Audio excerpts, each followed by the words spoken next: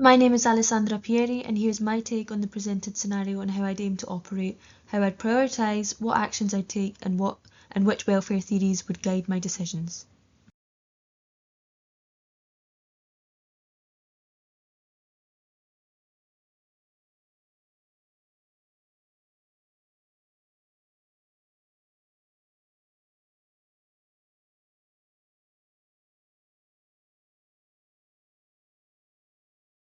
To set the scene a little, this is the final stretch of the transfer window, which is always a high pressure, high volume period.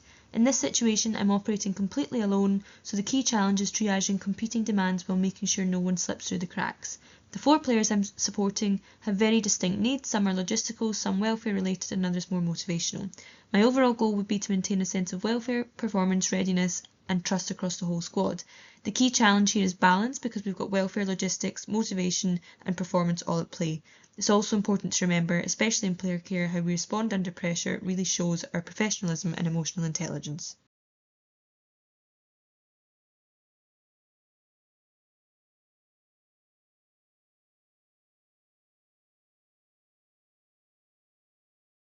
To structure my approach, I've drawn a few core theories that really guide my day-to-day thinking.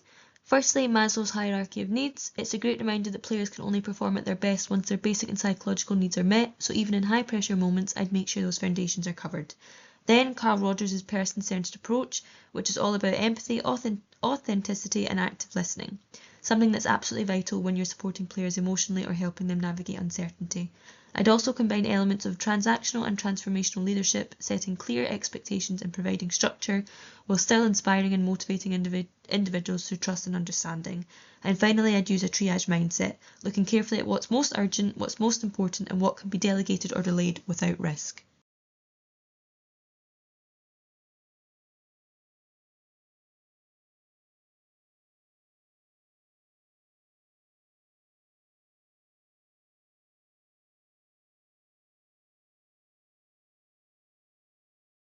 At first glance, the instinct might be to pick one player and deal with them separately before moving on to the next, but in reality that's not how player care works in high pressure periods, and I do believe that a competent head of player care would often run tasks in parallel, keeping multiple processes moving at once. For me, welfare always comes first, so I'd respond immediately to the player showing signs of mental health struggles, and then on to the new signing, and then the youth player, and then the captain's flat tire. In my opinion, in practice, a competent and experienced head of player care wouldn't treat these as isolated incidents, i.e. one after the other tasks, but rather manage them in parallel, all at the same time. But my first priority would be the player showing signs of anxiety or emotional distress, because in player care, welfare has to come before everything else. I'd start with a private, calm check-in, giving them the space to talk openly without pressure. Sometimes just being listened to by someone they trust can be the first step to stabilise how they feel. Depending on what they share, I'd liaise discreetly and directly with our medical or psychological team to ensure the right professional support is in place, whilst protecting the player's confidentiality at all times. I'd also look at adjusting their training schedule or commitments if needed. Even small changes can help them recover balance without feeling spotlighted.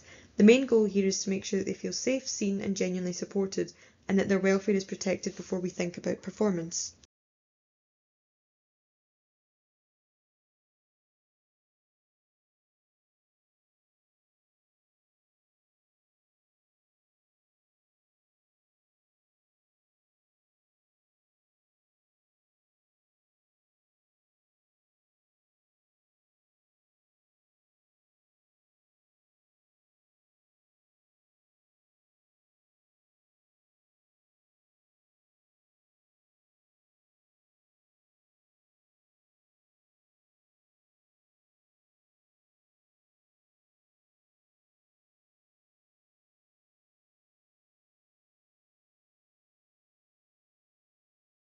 So for me, the arrival of the new signing would be the next priority, which is both sensitive and high profile. This involves pre-arrival logistics, accommodation, transport, welcome pack, and coordination with the football and media teams.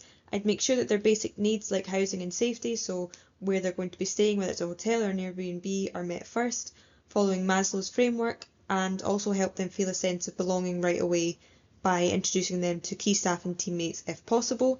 It's a mix of structure and warmth. The smoother the transition, the quicker they can perform. I'd also ensure the player has a clear schedule for their signing day, knowing exactly where they need to be and what they'll be doing, though that is easier said than done. Whilst making sure that there's plenty of time for food and drinks. This can be an extremely long and hectic day, but Alyssa Thompson was actually the first player I've ever supported during a signing, and we started at 8 a.m. and didn't finish until 11:30 p.m. Signing days are always long, but having a player care officer there to make both the player and their family feel comfortable and supported is one of the most important parts of the day.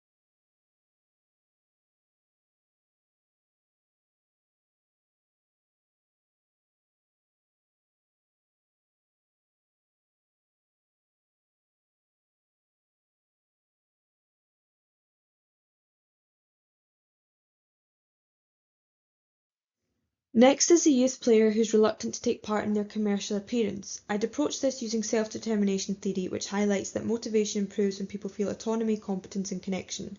I'd start with a short informal chat to understand what's behind the hesitation, because there can be many valid reasons like low confidence, pressure or not feeling well. At the same time, as a representative of the club, it's important they understand that commercial activities are a required part of being a professional and everyone has to contribute at some point. It's not fair on teammates if the same few players are always the ones stepping up, which is quite often the case. My job is to figure out what's really going on and whether it's something that can be supported or resolved, but also to recognise that sometimes it can't be fixed that day. If something serious has happened and they genuinely can't attend, then I'd make sure to find an appropriate replacement and communicate that clearly. Ultimately, it's about balancing empathy and accountability, helping them see the value in the activity while maintaining fairness and professionalism with the team.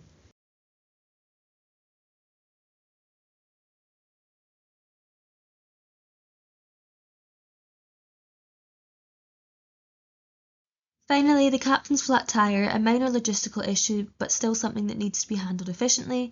In these situations, I delegate straight away to roadside assistance or the club's preferred provider and send a quick message to confirm it's been taken care of. Often the club captain tends to be one of the more senior or mature players, in my opinion and my assumption, so they'll usually have immediate help available, whether it be from family, friends or their own insurance.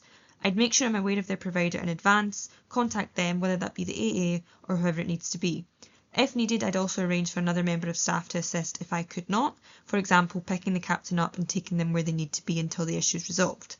It's really about showing reliability and support without overcommitting time to something that doesn't require my personal presence.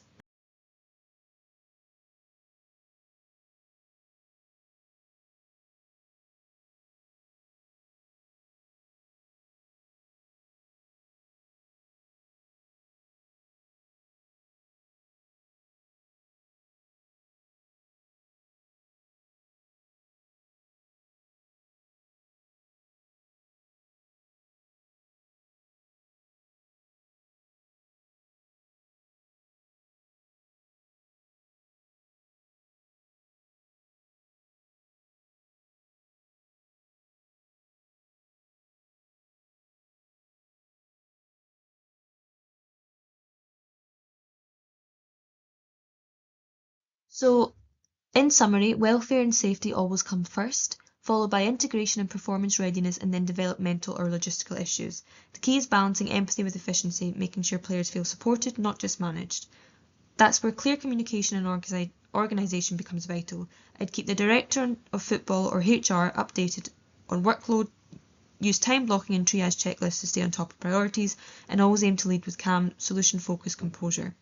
After the window closes, I'd take time to reflect and debrief with the wider team to see what worked well and where processes can improve, because ultimately in player care, the real skill isn't doing everything at once, it's doing the right things at the right time for the right reasons.